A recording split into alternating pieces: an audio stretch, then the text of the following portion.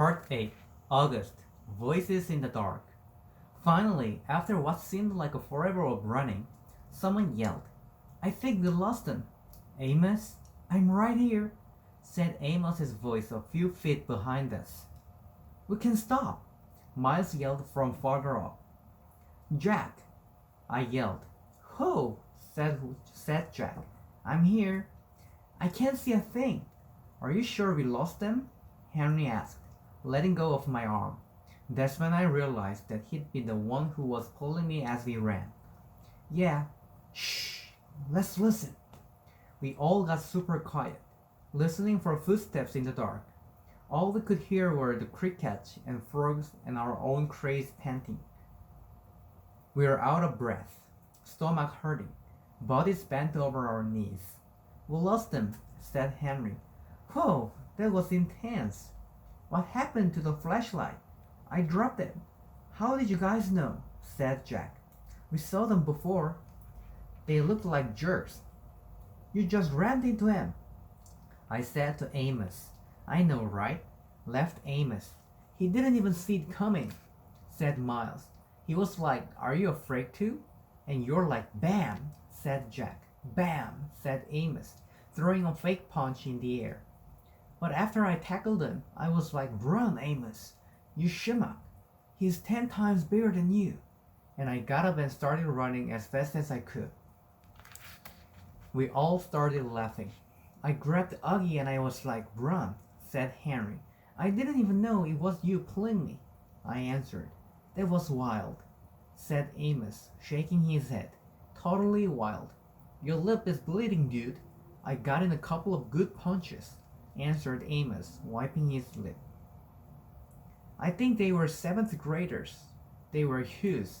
Losers! Henry shouted really loudly, but we all shushed him. We listened for a second to make sure no one had heard him. Where the heck are we? Asked Amos. I can't even see the screen. I think we're in the cornfields, answered Henry. Duh, we're in the cornfields, said Miles, pushing a cornstalk at Henry. Okay, I know exactly where we are, said Amos. We have to go back in this direction. That'll take us to the other side of the field. Oh, you dudes, said Jack, hand high in the air. That was really cool of you guys to come back for us. Really cool, thanks. No problem, answered Amos, high-fiving Jack. And then Miles and Henry high-fived him too. Yeah, dudes, thanks, I said, holding my palm up like Jack just had, though I wasn't sure if they high-fived me too. Amos looked at me and nodded. It was cool how you stood your ground, little dude, he said, high-fiving me. Yeah, Augie, said Miles, high-fiving me too. You're like, we're littler than you guys. I didn't know what else to say, I laughed. Very cool, said Henry, and he high-fived me too. Sorry I ripped your sweatshirt. I looked down, and my sweatshirt was completely torn down the middle. One sleeve was ripped off, and the other was so stretched out it was hanging down to my knees. Hey, your elbow's bleeding, said Jack. Yeah, I shrugged. It was starting to hurt a lot. Are you okay?